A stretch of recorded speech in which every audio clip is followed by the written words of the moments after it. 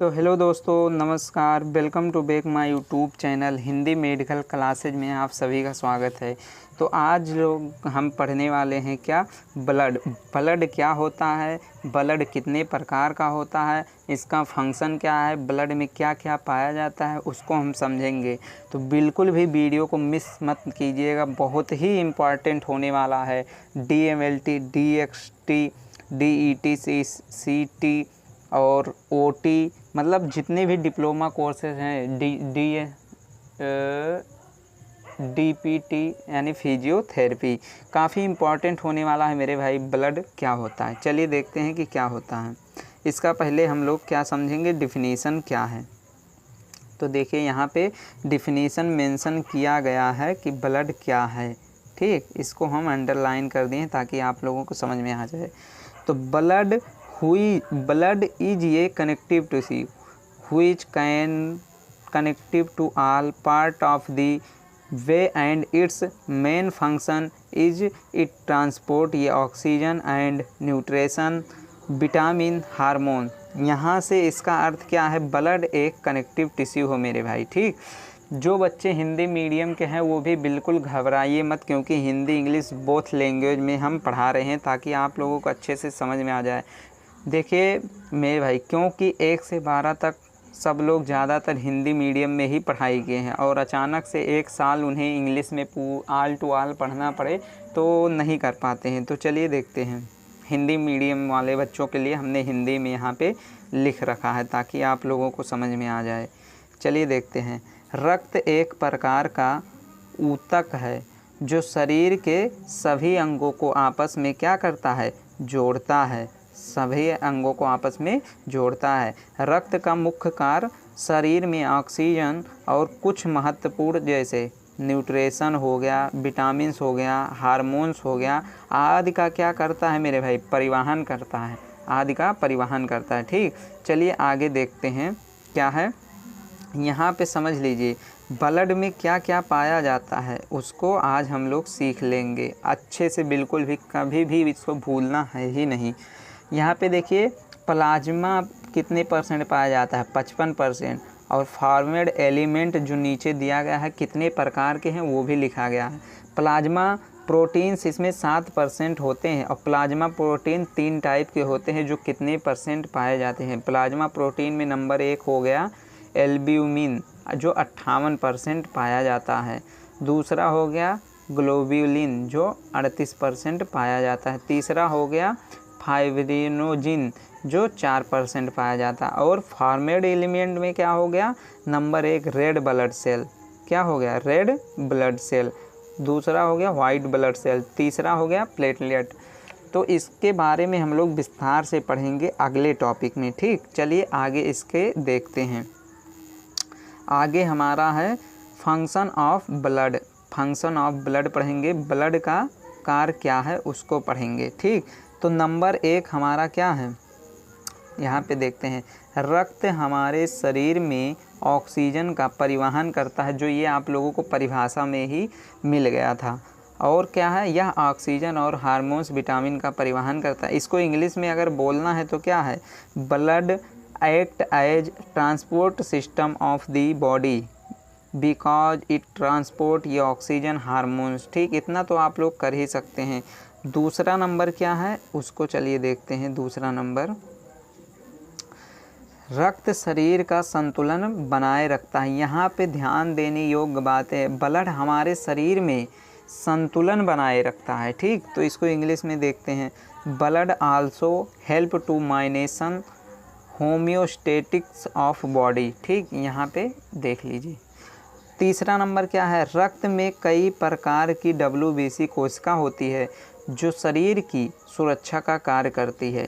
जो हमारे शरीर में क्या करती है, सुरक्षा का कार्य करती है। वह क्या होती है, WBC ही होती है जो हमारे शरीर में सुरक्षा का कार्य करती है। ठीक है, सुरक्षा का कार्य करती है।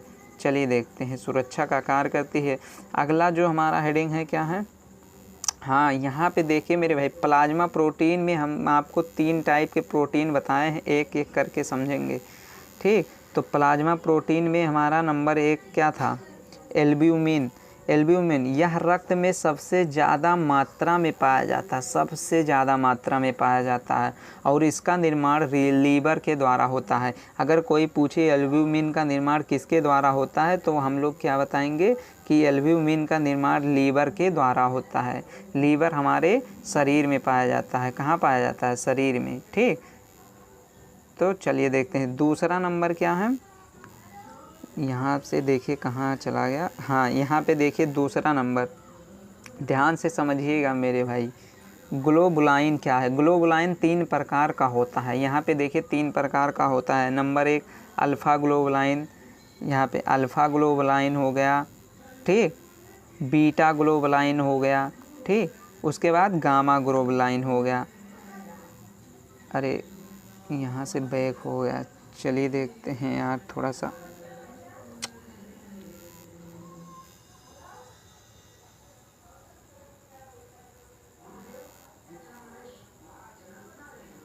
सॉरी दोस्तों, थोड़ा सा बैक हो गया था। तीसरे नंबर वाला हमारा क्या है? फाइब्रिनोजन। क्या है?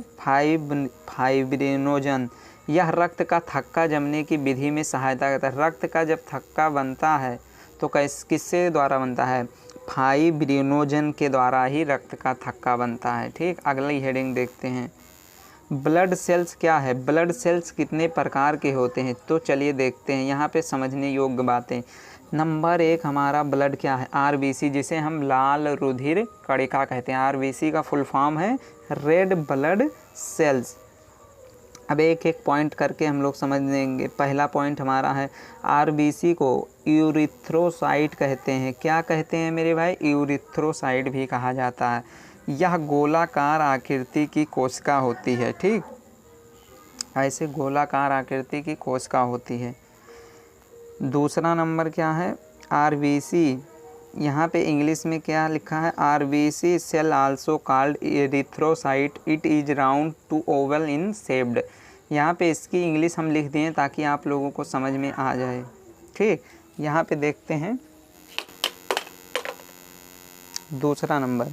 आरबीसी का जो डायामीटर है और इसकी जो मोटाई है वह कितना होती है? आरबीसी का डायामीटर 7.5 माइक्रोमीटर होता है और इसकी जो मोटाई है वह 2 माइक्रोमीटर होती है। और इसके आगे वाला पार्ट हम लोग देखते हैं कि क्या है। इसके आगे वाला पार्ट चलिए देख लेते हैं। तीसरा नंबर जो हमारा पॉइंट है क्या है? आरबीसी का जन्म। आरबीसी का जन्म बोन मेरो में होता है और इसकी मृत्यु जो है स्प्लीन में होती है। ये बहुत ही इम्पॉर्टेंट है, आप लोग इसको बिल्कुल भी मिस मत कीजिएगा क्योंकि ये बहुत ही इम्पॉर्टेंट है। आरबीसी का जन्म जो है बोन मेरो में होता है और इसकी जो मृत्यु होती है वह स्प्लीन में होती है। यहाँ पे देखें, फिर यहाँ पे देखिए कि आरबीसी की सामान्य मात्रा 4.5 से 5.5 मिलियन होती है और इसका जीवन काल, पहले यहाँ पे आप लोग समझ लीजिए, इसका जीवन काल कितने दिन होता है? 120 डे का होता है। ठीक, ये आपसे एग्ज़ाम में क्वेश्चन पूछा जाता है। अगला हेडिंग क्या है हम लोगों का, उसको देखते हैं। हाँ, अगला हेडिंग है डब्ल्यूबीसी। डब्ल्यूबीसी क्या होता है? चलिए देखते हैं क्या होता है डब्ल्यूबीसी। यहाँ पे हेडिंग है डब्ल्यूबीसी। डब्ल्यूबीसी का फुल फॉर्म क्या है? White blood cells. डब्ल्यूबीसी का फुल फॉर्म क्या है? White blood cell. ठीक, आप लोग इसको नोट करते चलिए। तो चलिए देखते हैं। डब्ल्यूबीसी को ल्यूकोसाइट के नाम से जाना जाता है। यह हमारे इम्यूनो सिस्टम का एक भाग है जिसका कार्य शरीर को रोग से बचाना है। डब्ल्यूबीसी का जो मुख्य कार्य क्या है? रोगों से बचाना, शरीर को रोग से बचाना। ठीक है, यहाँ पे आप लोग देख लीजिएगा क्योंकि यही है डब्ल्यूबीसी की वजह से हमारे शरीर में जो है वह रोग प्रतिरोधक क्षमता बनाए रखता है। इसी का एक भाग यहाँ पे देख लेते हैं, ग्रेन्युलोसाइट। ग्रेन्युलोसाइट क्या है? यह डब्ल्यूबीसी कोशिका का एक भाग है और इस कोशिका के साइटोप्लाज्म छोटे छोटे कण पाए जाते हैं। इसके साइटोप्लाज्म में छोटे छोटे कण पाए जाते हैं और इसीलिए इसे ग्रेन्युलोसाइट कहा जाता है। यह ग्रेन्युलोसाइट एक डब्ल्यूबीसी का भाग है। हम आप लोगों को बता दें ताकि आप लोग कोई कन्फ्यूजन ना रहे, बाद में ये ना रहे कि सर आप तो बताए ही नहीं थे। तो चलिए देखते हैं न्यूट्रोफिल्स क्या है। ये सब बहुत ही इम्पॉर्टेंट है और आपसे पूछे जाएंगे, खासकर डीएमएलटी में तो बिल्कुल भी पूछा जाएगा 100%। तो न्यूट्रोफिल्स शरीर में पाया जाने वाला सबसे श्वेत रक्त कणिका होती है एवं बहुत ही ज़्यादा गतिशील होती है और एक किसी भी संक्रमण से जाकर लड़ते हैं। न्यूट्रोफिल्स हमारे शरीर में पाए जाने वाली श्वेत रक्त कणिका होती है और यह बहुत ही ज़्यादा मतलब गतिशील होती है, चंचल होती है और यह किसी भी संक्रमण से जाके लड़ जाती है। अगला क्या है उसको देखेंगे। यहाँ पे समझिए, न्यूट्रोफिल कोशिका को पॉलीमोर न्यूक्लियर यानी कि PMN कोशिकाएं भी कहते हैं, क्योंकि इसमें न्यूक्लियस अलग अलग होता है मेरे भाई। यही ध्यान देने योग्य बातें हैं और नोट पॉइंट बना के लिख लीजिएगा। अगला नंबर, न्यूट्रोफिल कोशिकाएं बोन मैरो के अंदर लगभग 14 डेज में बनते हैं। कितने दिन में? आपसे पूछे जाए कि न्यूट्रोफिल कोशिकाएं कहाँ बनती हैं, तो हमारा जो जवाब होगा वह है बोन मैरो। कहाँ होगा? Bone marrow.